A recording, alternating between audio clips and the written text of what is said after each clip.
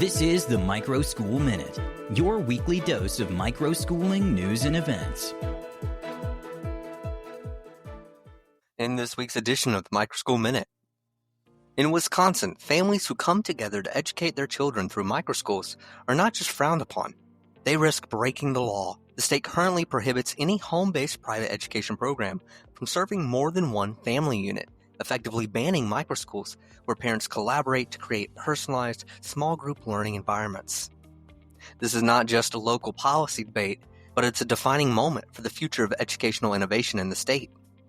As families seek more flexible, tailored learning options, microschools represent a vital solution, helping to bridge the gap between traditional schooling and individualized education. Wisconsin's crackdown signals a broader challenge: outdated regulations that are clashing with the future of learning. For microschool leaders and education visionaries everywhere, what happens in Wisconsin matters. It sets a precedent. It tests the resilience of a movement committed to reimagining education for a new generation. They say everything's bigger in Texas. Well, that also applies to school choice. The Texas Senate's approval of Senate Bill No. 2, establishing a $1 billion education savings account program, represents a historic milestone for education choice in the state. With Governor Greg Abbott's signature imminent, families across Texas, including those seeking private, microschool, and homeschooling options, will have access to substantial state funding. Each eligible student could receive around $10,000 for private school tuition or $2,000 for homeschooling expenses beginning in the 2026-27 school year.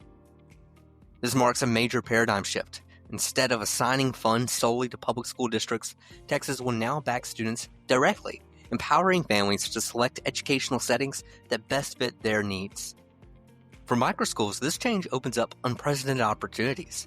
These small, personalized learning environments are well-positioned to serve families looking for alternatives to traditional public schools.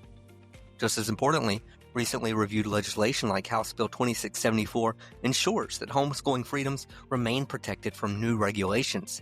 Even for those participating in the new ESA program, homeschooling families in neighboring Louisiana are urging legislators to follow Texas's example.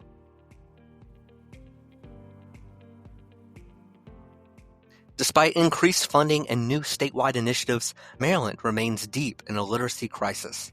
According to a 2025 report from Maryland Reads, alarmingly, it could take up to 40 years to reach the state's goal of 95% reading proficiency among fourth graders. The urgency of this issue is compounded by budget crises, technology overuse, and the need for more structured, evidence-based literacy instruction rooted in the science of reading. For microschool leaders and education innovators, this report underscores the vital need for personalized, high-quality literacy instruction outside of the traditional system. Microschools, with their small class sizes, flexible curriculums, and tight-knit communities, are uniquely positioned to pioneer the evidence-based reading strategies that Maryland Reads advocates. By emphasizing print over screen, investing in teacher training aligned with the science of reading, and creating strong literacy ecosystems, microschools can lead the way in solving the literacy crisis at the local level.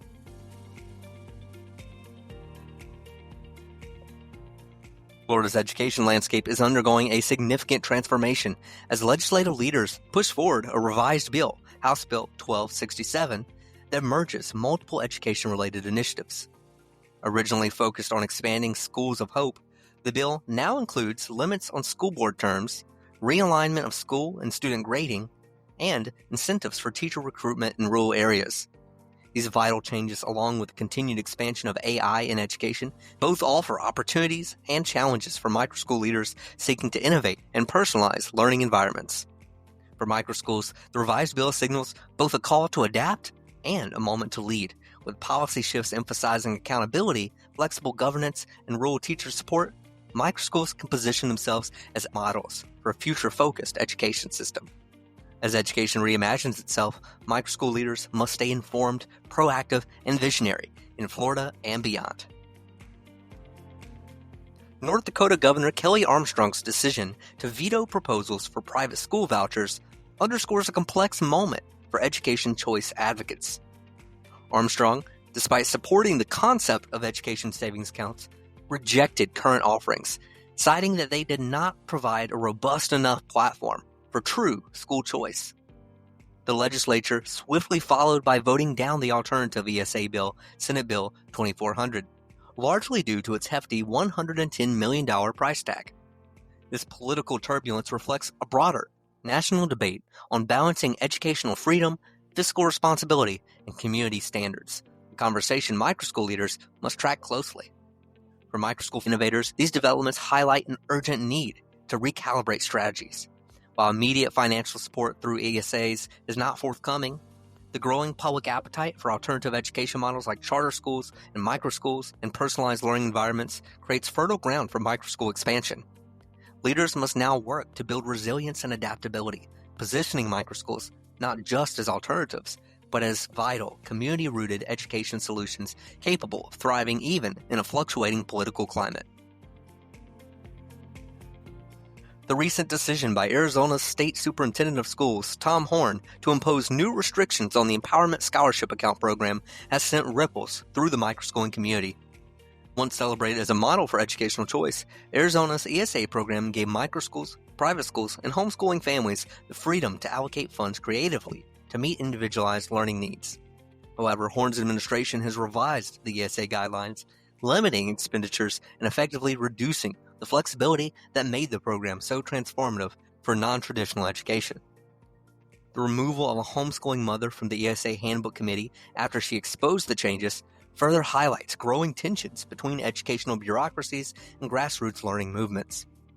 For microschool leaders, the implications are profound. The ESA program represented more than just financial support, but it symbolized a validation, personalized education pathways outside of the traditional system. Now, with political figures like State Senator Jake Hoffman actively seeking to replace Horn in the next election, the future of educational freedom in Arizona hangs in the balance. At the national level, recent reports reveal that U.S. Department of Homeland Security agents attempted to gain unauthorized access to 2 elementary schools in the Los Angeles Unified School District by falsely claiming parental consent. Senators Alex Padilla and Adam Schiff are demanding accountability and an end to such unauthorized welfare checks on school grounds without a warrant. These alarming incidents have reignited concerns over student safety, eroded public trust, and emphasized the critical need for clear boundaries protecting educational spaces from intrusive actions. For microschool leaders, this serves as a powerful reminder of the importance of maintaining a secure, transparent environment for students and families. With smaller, more personalized settings, microschools are positioned to implement strict access policies, strengthen parent communication, and build trust-driven communities. This moment calls for proactive leadership, ensuring that every child's rights are respected and that families feel safe, supported, and, of course, informed in their educational choices. A draft executive order under discussion by the Trump administration could significantly reshape how artificial intelligence is integrated into American education. The order aims to establish a White House task force on AI in education, encourage public-private partnerships for AI literacy, and boost federal grants for teacher training in AI. While this federal initiative signals a serious commitment to artificial intelligence skill development, the closure of the United States Department of Education's Office of Educational Technology raises concerns about leadership and the protection of students and educators alike in this fast-moving space. The United States Supreme Court's upcoming decision in Muhammad v. Taylor could dramatically reshape the boundaries of parental rights and public school curriculum choices. At issue is whether Montgomery County Public Schools violated religious freedoms by removing opt-out options for LGBT-inclusive materials. This complex case highlights the tensions between educational missions centered on inclusivity and parents' respective desires to shield their children based on parental or developmental concerns. In a move signaling a new era for special education, United States Secretary of Education Linda McMahon appointed Deanna Diaz-Harrison, founder of Arizona Autism Charter School, as the Deputy Assistant Secretary for Special Education and Rehabilitative Services. Diaz-Harrison's first-hand experience creating a specialized school for her son and thousands of others marks a crucial shift from bureaucratic policymaking to practitioner-led reform. For microschool leaders, this announcement is monumental. It validates the power of personalized, student-centered education models and promises new federal support for innovative approaches that microschools have long championed. At the same time, the broader shift within the education department, reducing its role primarily to managing student loan collections, means that education innovators must be more self-reliant than ever. While the department contracts its support functions, the new leadership in special education should embolden microschool leaders to push forward bold, customized solutions for learners with special needs. In this challenging landscape, microschools are well positioned to redefine success for exceptional learners, offering a nimble, compassionate alternative to traditional one-size-fits-all systems.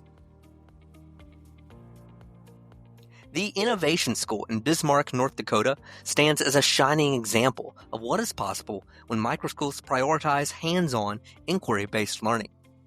Their commitment to learner-centered education exemplifies the power of small, personalized learning environments to cultivate creativity, critical thinking, and community.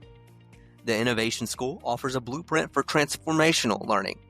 Through a mission that honors each child's individuality and values focused on projects, passions, peers, and play, this microschool fosters an environment where learners aren't just absorbing information. They are building, collaborating, experimenting, and discovering their place in the world. Their story is a powerful reminder that small, agile educational models can lead the future of education innovation. If you know of a microschool or organization that deserves a shout-out, drop a line and let us know. Thank you for tuning in to the Microschool Minute, your weekly review of microschooling news and events. Don't forget to like and subscribe. If you'd like to support us, consider leaving a review. Until next week, happy microschooling.